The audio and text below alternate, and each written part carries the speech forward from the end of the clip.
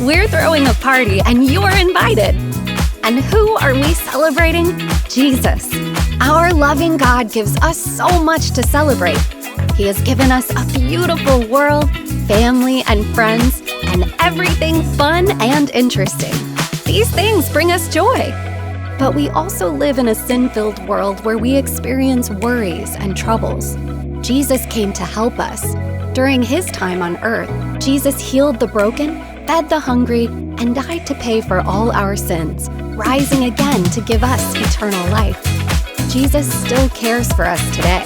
He has given us so many reasons to celebrate, even when things are hard. Through good times and hard times, Jesus' love fills us with joy. Come to Vacation Bible School and celebrate the Savior. We'll experience 5 stories from Jesus' life and rejoice in the truth that Jesus gives us joy. Join us for the party at cph.org.